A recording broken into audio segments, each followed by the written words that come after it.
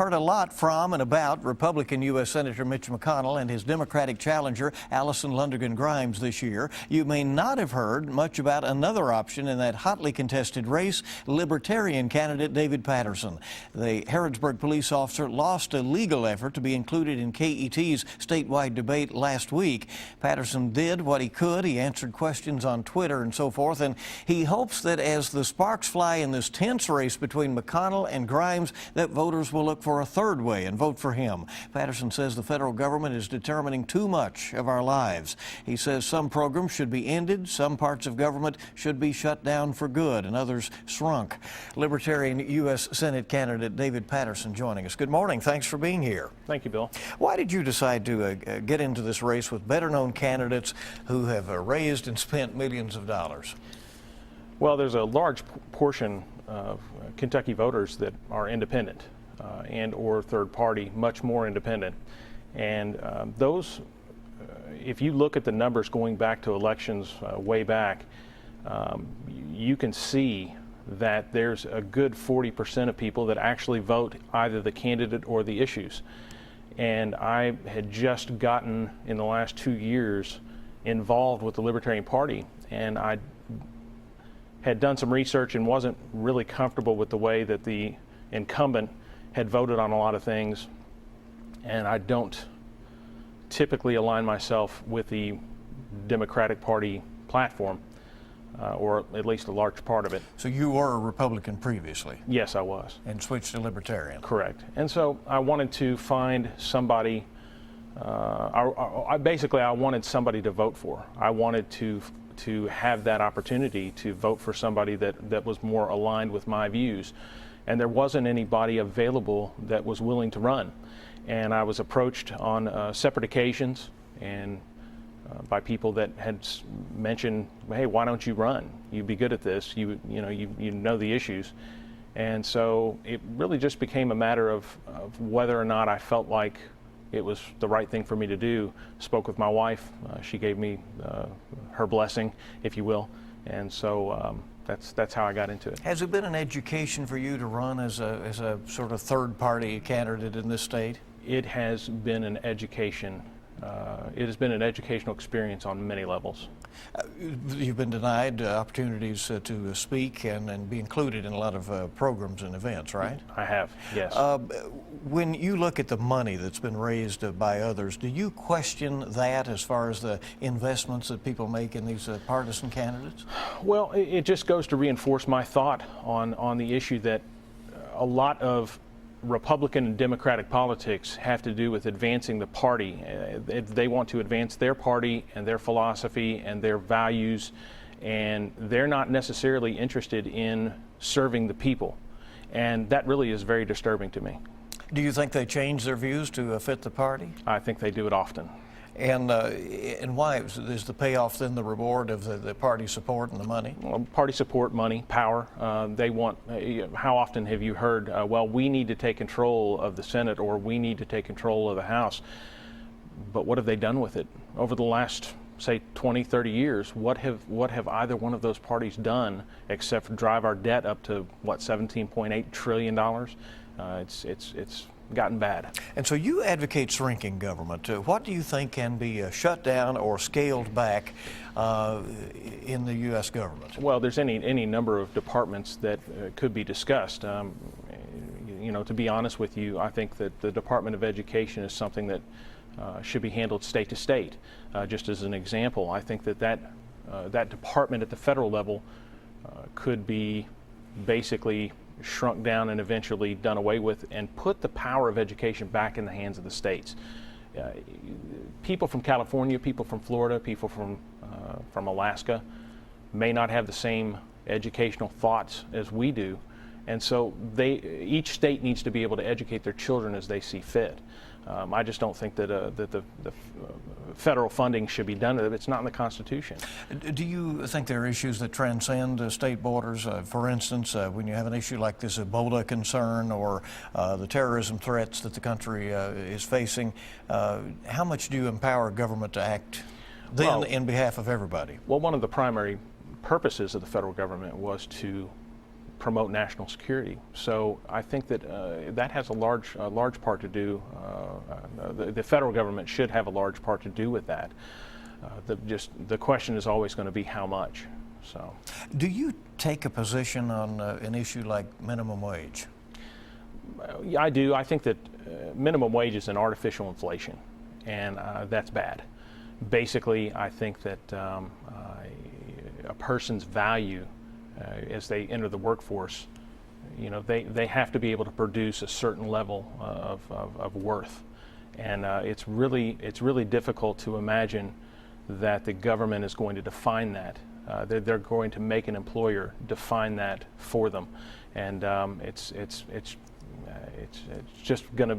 going to seem nice and neat for a while, but it's eventually. I mean, if you look at the numbers, if you look at the minimum wage numbers as across a certain period of time, as to what it's just really, the numbers are really inflated. It's artificial. So you do not support a hike in minimum wage? I really don't. Do you? What about then? You've said that you're for states' rights, so to speak. Do you support if states want to go their own way on a minimum wage, or even localities, as Louisville has been proposing? I think that a hike in the minimum wage is a bad idea, but if it was going to be done, it should be done at the state level. Do we need to address the immigration issue in a way that changes things? Sure. Immigration should definitely be looked at, although I think that the idea of spending millions or billions of dollars on a wall to keep people out, that's not going to work. It's a prohibitive act, and we know that prohibition doesn't work. It didn't work on alcohol, it's not worked on drugs, and if you try and limit somebody's freedom to move from one point to another, that's not going to work. They will find a way over, under, or around your wall. So what I think is we need to find a better way. We need to find a more cost-effective way, because once again, we're $17.8 trillion in debt. We know the economy is the #1 issue that's identified in polling for Kentuckians and people around America. When you look at that, do you think it is the federal government's duty to create jobs, as has been a big issue in the campaign between the major partisan candidates? Well, I don't think that the federal government can create jobs. It's not their function. The way that you create jobs is that you get the government and you get government regulation out of the free market and let it thrive. And when we do that, that's what will create jobs. And when you talk about lifting the regulations, as you say, then there are those who say, how far do you go with that? Environmental regulations, would you say have none federally? No, well, once again, I'm a big proponent of what's it say in the Constitution, and there's nothing about that. I think that those regulations need to happen at the state level, and I think that if there are going to be regulations, that's where they need to be formed and focused. Do you take positions on social issues or issues that have been, about rights that people may have or not have? Sure. Yeah, I have positions on a lot of those things. I know a big one everybody asks me about is abortion. I'm a Christian. I don't tout my Christian beliefs typically. But in the area of abortion and the death penalty, I see them both as legalized murder. However, murder is defined at the state level, and therefore, in my opinion, both any kind of legislation on abortion or the death penalty or any other type of thing should be handled at the state level. Another social issue that I feel very strongly about is a lot of people call it gay marriage. I don't have a religious position on that one way or the other. I think that if two people are in love, let them be in love. And if they want to get married or form a civil union, I'm not going to argue about the verbiage. I don't really care. But what I'd like to see more than anything is for the government to get out of the marriage business altogether. I think that it's kind of a sham. Hey, you want to get married? Form a civil union, come on over here and give us some money, and then you can do it. I don't like that. So, guns. You strongly support the Second Amendment? Yes, absolutely.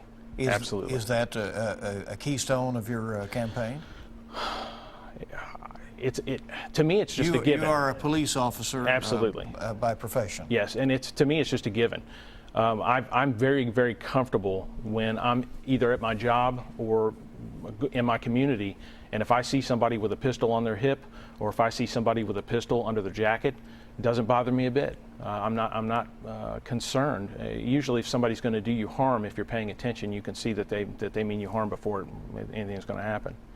Do you worry that the effect of your being in this race and trying to run a credible campaign could tilt it to one major party candidate or the other?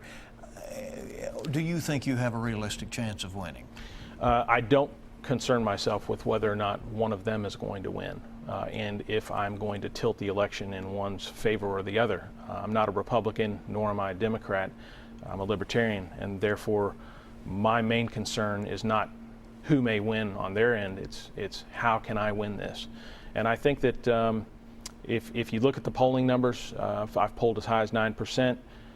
If each one of the people out there in Kentucky that represent that 9% would go and talk to and convince 3 other people, then I'm pushing 30%, and that puts me right in there. So really, it's definitely realistic. It could definitely happen, but it's probability versus probability, possibility versus probability. So, do I have a realistic chance? I think that depends on your perspective. But I'm not blind to the difference between the two. Well, you have done what you set out to do if you register a strong message in this election. Absolutely, absolutely. That's one of our goals. The main goal is to win the election, and then we have a bunch of secondary goals. One of which is to convey that message, and I think we've done that.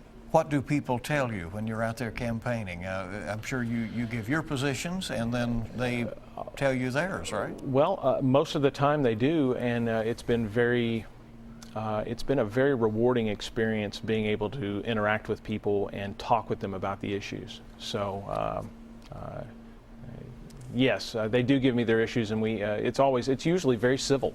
Surprisingly, I was expecting more conflict, but it's not been bad. Your website is David4, the number 4, David4Senate.com, and people can find out information there, right? They can, and I know that I have a campaign Facebook page. I have a personal Twitter account and a campaign Twitter account.